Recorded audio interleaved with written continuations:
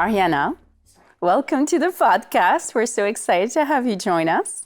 Thank you so much. I'm so excited to be with you. And I know we're going to dig into AI, but before we dig into it, you've had an amazing career and you've been so focused on well-being and helping others. Can you tell us more about why and why does this matter so much for you? So, as you can hear from my accent, I wasn't born in this country. I was born in Athens, Greece. Mm-hmm. I had my mother who was always interested in well-being. I mean, she was doing yoga long before people were doing yoga. She was meditating. Wow. And she had made the connection between taking care of ourselves and doing well at work, which was early on. A pioneer. Yes. I mean, like she would say, when my sister and I didn't want to meditate, she would say, you'll do better at your exams if you're more centered. And then I went to Cambridge, studied economics, moved from England to New York, started writing books, got married, had 2 children. Fast forwarding to 2005, I launched the Huffington Post. 2 years into the launch, I'm now the divorced mother of 2 little girls, working round the clock, having bought into the collective delusion that in order to succeed as a founder, as a mother, I don't have the luxury to take care of myself. And I collapsed from exhaustion, burnout, sleep deprivation. Started covering these issues on the Huffington Post, wrote 2 books about it, Thrive and The Sleep Revolution. And by 2016, I didn't want just to raise awareness, which I could have continued doing through a media company. I wanted to help people change behaviors. And for that, I had to build a behavior change technology company. So that's how Thrive was born. How exciting. A pioneer, your mom. To think about health and productivity and things connecting. And Hayat, you and I have talked a lot about it. Even now, we have a lot of people who don't see the connection. I know, and it actually was going to be my next question. You always say health is between doctors' visits, right? And we know that healthy, happy employees are more productive. However, it's still not happening. People are not paying attention to it. They're not doing it every day. They're not thinking about it. Why do you think it is? So I've really looked into that. It goes back to the Industrial Revolution, when we started admiring machines and revering machines, and after machine software. And both with machines and with software, the goal is to minimize downtime. Mm-hmm. And we somehow forget that for the human operating system, downtime is a feature, not a bug. I like this. So it's like a real cultural shift that has to happen, a mindset shift. And then when that happens, we see the difference it makes on our work, our creativity, our leadership, when we take care of ourselves. So in your work with companies around the world, I know you're trying to drive this change, to make this well-being part of the culture. What are the challenges you're facing? What are you seeing? What we're seeing, especially if things don't go well for a company, if they have a bad quarter, especially for a public company, they suddenly think that they need to clamp down on any well-being initiative. So with companies like that, we started calling well-being initiatives productivity multipliers. And kind of changing the language. Repositioning. Because even calling it well-being may seem for some people, especially during hard times, as too soft. Mm-hmm. And then a huge emphasis, Hayat, on data collection.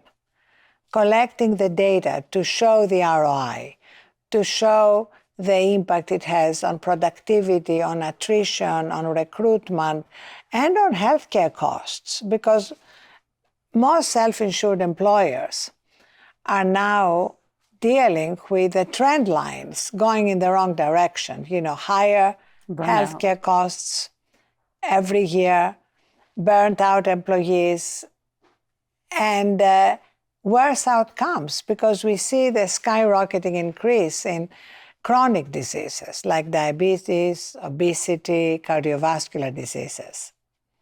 You're dealing with an easy problem, I see.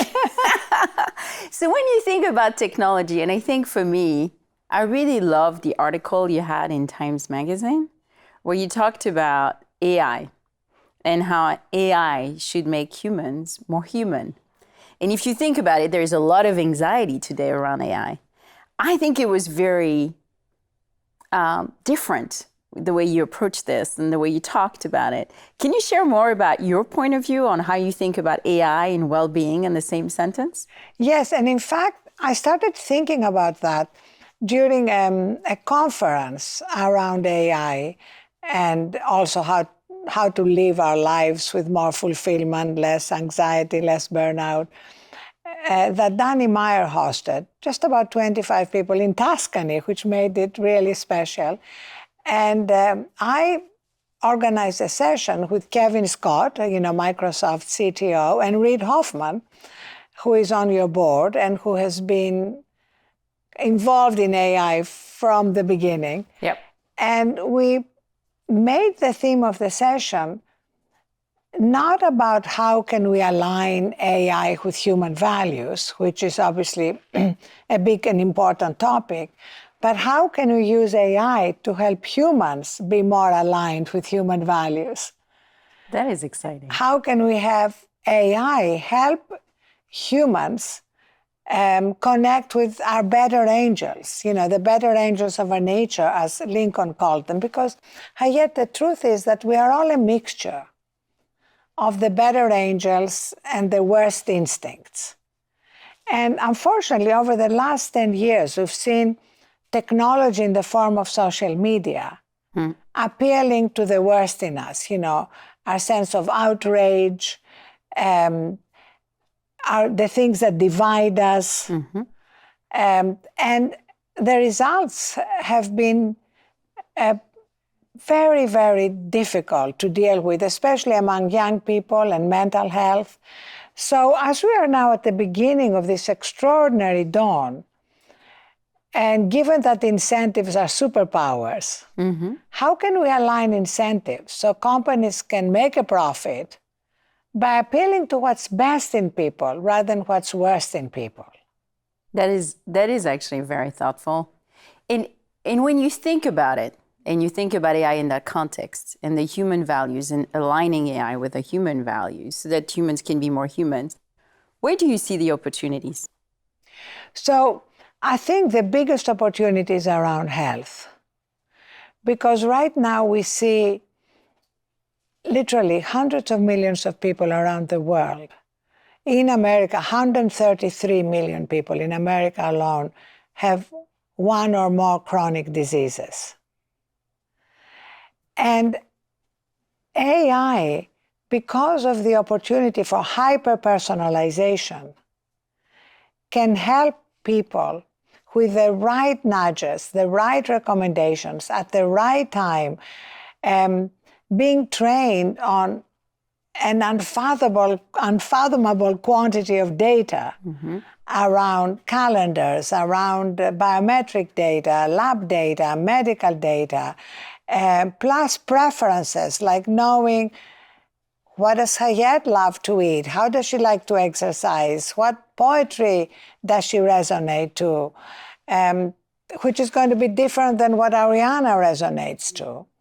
So this hyper-personalization, and especially now as we are seeing the context window getting bigger and bigger, and memory getting better and better, yes, the hyper-personalization is going to be amazing. I love the way you talked about it and said, this could be the GPS for your soul. Yes. It will not judge you. It will maybe define a new course for you and adjust the route when you get it off. I just love this idea that you'll have a tool to help you, give you nudges, and help you get to whatever you decide is your goal. Yeah. AI just being the tool. I just really love that aspect in that article.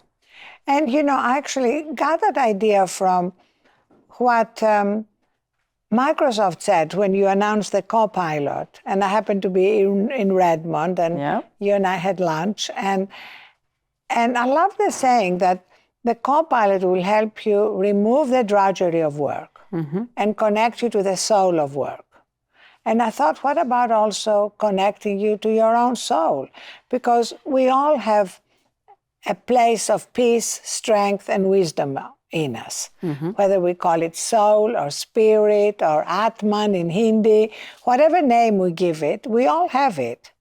And we don't live there all the time, but we can reconnect with. That's the GPS for the soul. And from that place, we reduce stress, we reduce anxiety, fear, and therefore are much more able to be productive and creative, if we want to link it again to productivity. And when you and I have been discussing it, we call it, what about having an assistant for life, a co-pilot for life? So what would it look like? I know you're looking at building that kind of assistant for all of us. What is the area of focus for you? And when you think about that assistant for life? So yes, at Thrive, we are building this AI health coach, but you can call it assistant, you can call it co-pilot, whatever name resonates with you. You can call it guide, you can call it Sherpa. It's basically that good angel on your shoulder. That was your line, Hayat, and I love it, who guides you. And we see the guiding being around 5 daily behaviors. And all that is based on the latest science. I stress that because it's very important not to see this as a warm and fuzzy, nice to have thing, but that's kind of essential for us to live what Greek philosophers used to call a good life. So the 5 behaviors, as you know, are sleep, which is foundational for our physical immunity and for our mental health. Food, what we eat. And again, we are training the LLM only on the universally validated science. Like, we're not taking a position on keto or vegan. Simply reduce ultra-processed foods, reduce sugar. These 2 things, if we did that, we would transform healthcare around the world. Then the third is, we call it movement. We don't even call it exercise, because for some people, exercise may seem too overwhelming. Like, do I have to go to the gym? Do I have to do strength training? No, can you just walk? Can you, after multiple teams or sitting at your desk, get up and walk around your kitchen table if you are working from home? So we break it down into what we call micro steps, tiny little incremental steps that we call too small to fail. The fourth is stress management. And stress is unavoidable. There is no life without stress. But cumulative stress is avoidable. And it's cumulative stress that leads to hypertension, or binge eating, binge drinking, people trying to wind themselves down. And our favorite feature, as you know, is resets, that I think we'll talk about. And I hope we'll play yours. And the final is connection. Connection, if you want, is the GPS for the soul. It's like connecting us with ourselves, connecting us with others, connecting us with our community, with our colleagues. It's like living a life of connection. And what I love about what you're looking at as well is it not to make it independent of the flow of work. You're trying to integrate this coach within your day-to-day life, right? And I know people say it's soft, but you need something to remind you that on your calendar today, you have absolutely no breaks. You're going back to back. You don't have time to eat. Maybe you should ask yourself, why not? And so I love the way you're trying to connect this coach as well with the tools that people use every day and bring all that data, the science and the work data, what you're doing every day, to try to really help the individuals at work I think that is the key. And that's why I love our work with teams, because meeting people where they are, meeting people within teams, the results are extraordinary. We see with Pfizer, for example, that the engagement with the Thrive app is 14%. The engagement with Thrive on Teams is 91%. Yeah. So just eliminating friction is absolutely key to behavior change. And there's been a golden age of behavior economics, behavioral science over the last 10 years. So we know what works. We know micro steps work. The chair of our scientific board is BJ Fogg, who's written Tiny Habits, breaking down behavior change into tiny steps. Storytelling and community work. And also, it really works not to judge somebody on this journey, because we're all a work in progress. Yes. Nobody's doing this perfectly. And like GPS, you course correct, you change direction. And so talking about micro steps, one of the things I love from Thrive is this concept of reset, where something can suddenly take you out of your reality and allow you to reset and put a stop to the stress, maybe to the madness of the day. Do you want to share more about reset, how it came to be and what it is? So reset is actually one of my favorite features because it is so short. It's like 60 seconds, but it's based on hardcore neuroscience that it takes 60 to 90 seconds to move you from the sympathetic to the parasympathetic nervous system and out of the fight or flight, provided you focus on conscious breathing and things that give you joy and activate your sense of gratitude. So we've built like hundreds of resets that live within teams, and people can download them, or their AI assistant can recommend it, push it.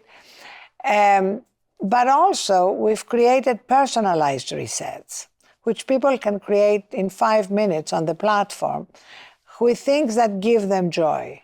So Arianna, I'd love to look at your reset. I think it tells us a lot about who you're working with and who you're dealing with. So let me just click and let me take a look.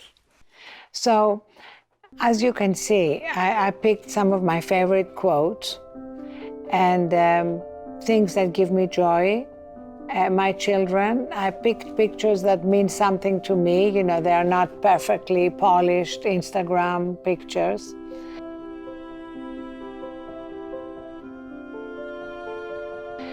And through the years, be willing to be a beginner every single morning is such a great thing to remember.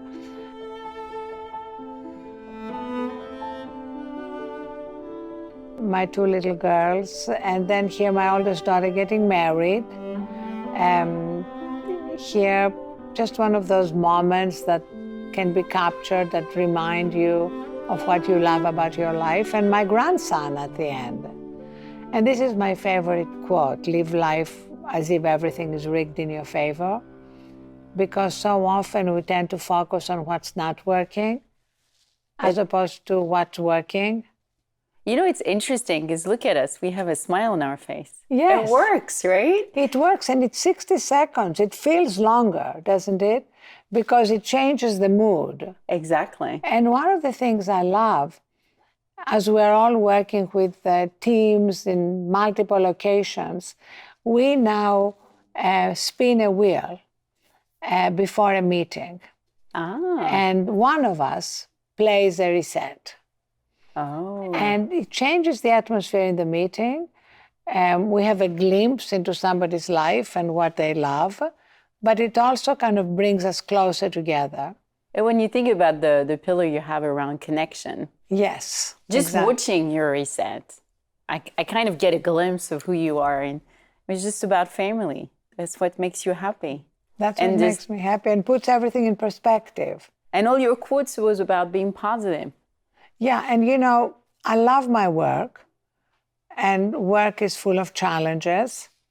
And family can be full of challenges. It's not like everything is perfect, but remembering what you are grateful for, even in the most stressful moments, puts everything in perspective. I agree. And the music, we made this deal with Universal Music so that we can use 60 seconds of Universal Music songs. And the combination of images, music, breathing, gratitude, joy is really this magical combination. Now let's play yours. Let's look at mine. So mine is very different. I but know, we I are love different. Okay, so for me, as I was thinking about what makes me feel better, I love movies. So here you see The Godfather, you see Downton Abbey, absolutely fabulous.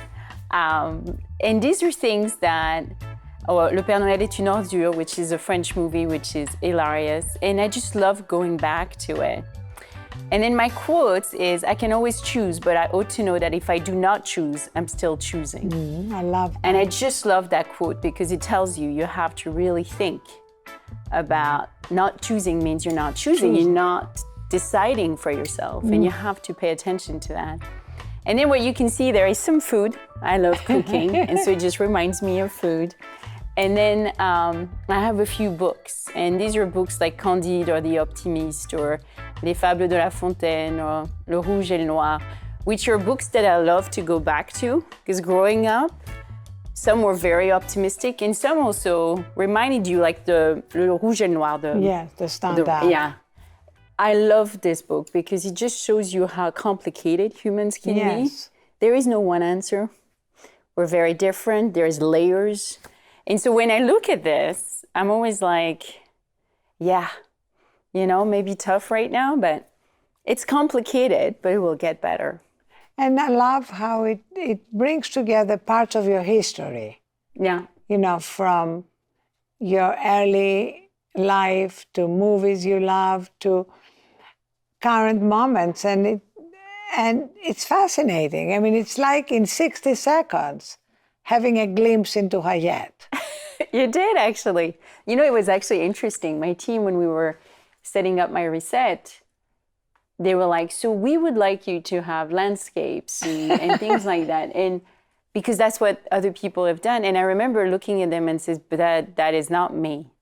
Those landscapes would not relax me. Yes. And I just went to the really, what makes me smile, what breaks, when you're going down a route where you're not happy? I was like, what makes me smile? What takes me out of it? And that's why I picked those things. But it's a great example of how reset is just effective, right? Look at us smiling. I know, I love it. And I want to use your reset as an example of how different resets can be. Because our two resets couldn't be any more different. Exactly. And yet the impact, the effect they have on us, both individually and together, is what resets are meant to do. And I would say as well, what I love about resets is how they give you a glimpse, as you said. It's like in 60 seconds, yes, you get a sense of what people care about. And when you think about when you work with people, first thing is you want to understand who they are if you want to work well with them. It's a great first step. Micro steps. Micro steps. And because we're also data people, we've used resets in contact centers. And the results have been amazing. Just 3 resets a day, because you know how they protect every minute of the agent's time, and reducing stress, improving customer success, and having a real impact just with 3 minutes a day. And now, in places like AT&T, we started getting some anecdotal kind of testimonials. And somebody said, if they offered us 10 minutes, I would rather say, give us 60 seconds and let's play the reset. Wow. Because if you have 10 minutes or 5 minutes, most people are likely to go online. Well, they're going to take their phones and they're going to stroll and they're going to look at their emails and go on social media, text, and then get stressed. Scrolling the news, and it's more stressful. So again, it's like That's part again of the coach giving you what your better self knows you need at that moment, as opposed to when we operate from being depleted or just kind of wanting a quick dopamine hit. Yeah. And going down the rabbit hole of social media. So when we think about AI, we've all been talking about responsible AI. So in the context of well-being and the coach that you're building for us to help us in our lives, how do you think about responsibility in that context?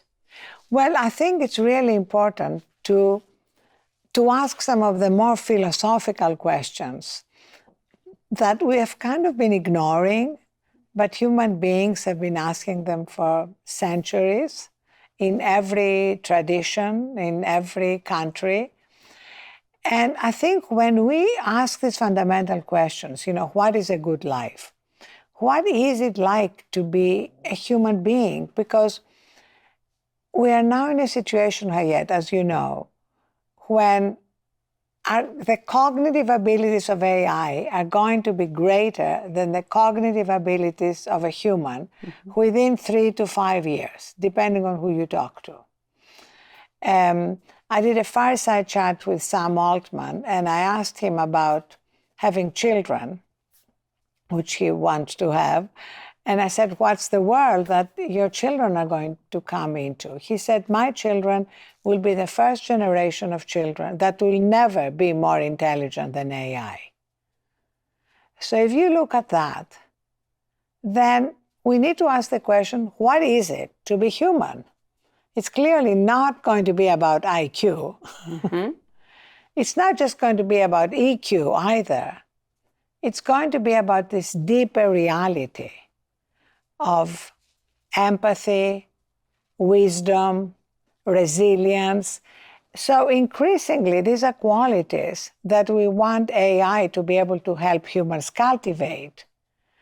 And so when I think of responsible AI and building AI responsibly, I always want to connect it to these fundamental questions. Because for a very long time, going back to the Enlightenment and Descartes, we've said, I think, therefore I am. Mm-hmm. And that's no longer going to be the case. It's going to be different, for sure. It's going to be different. I think it's going to be much more about wisdom than IQ. It's actually very interesting. In that context, though, when you think about the coach, it's all going to be about personalization and making it very relevant to you, to me, to everybody, based on our own needs. Yes. So from a data perspective, you're going to have to collect a lot of information around my preferences, what I'm doing at work, what I like, what I don't like, the poetry I may want to read.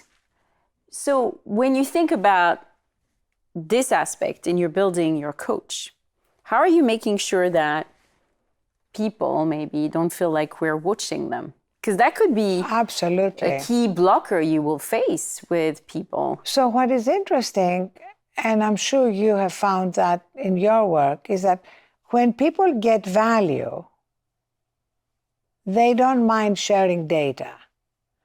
I think people don't want to share data if they believe that data is going to be monetized, to sell advertising. But when they get value, we find that they see this as a good exchange.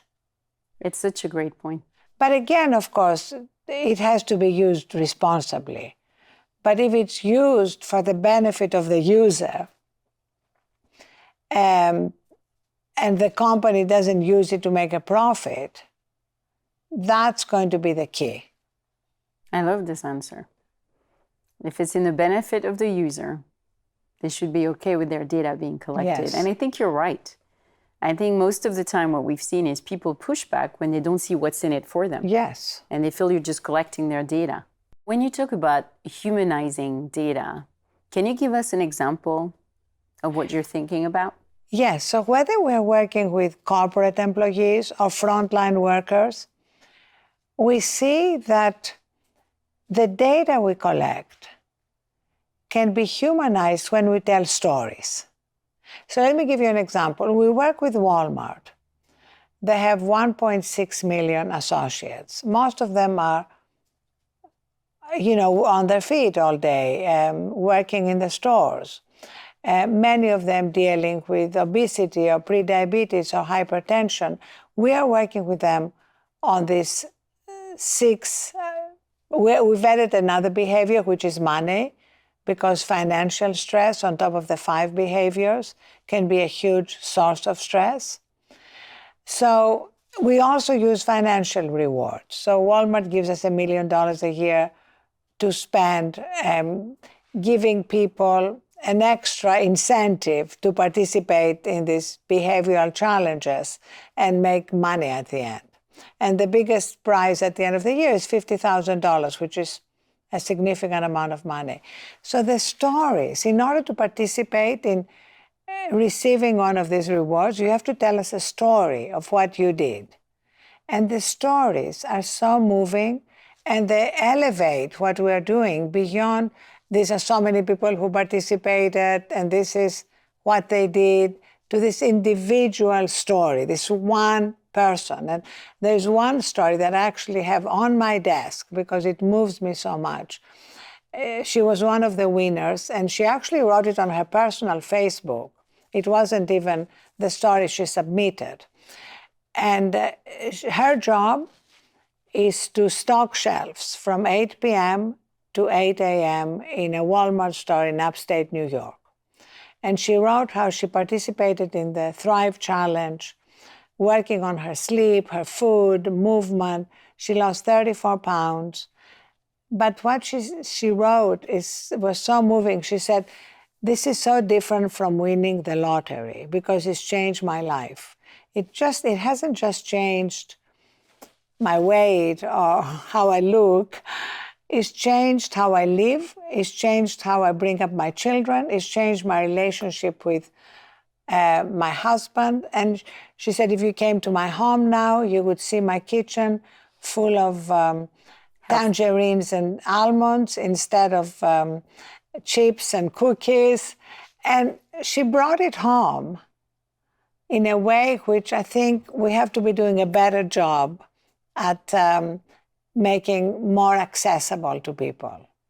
I just love this because it really, back to your pillar of connection, because you can then connect to those stories and then you can see the possibilities for you. Exactly. And you talked earlier about hope and people losing hope.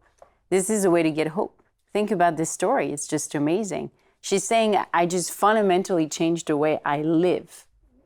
It's not about losing weight. Yes, exactly. That's like a minor thing. That must be satisfying to have that kind of impact. Very exciting. So I think anybody listening right now wants to get a coach. They want this coach. So what does the future look like? When can we get access to the coach? Well, we are working on it now. Like you, we are big believers in launching not an MVP, but an MLP, minimum lovable product. Yeah. And iterating and getting feedback and seeing what works. And so that's what we're going to do. As soon as we feel ready to launch something and pilot it, I look forward to working with you and your team and getting feedback and continuously iterating. I'm going to be the first candidate. I will admit, I need it. I love it when Sam Altman said that ChatGPT 4 sucks.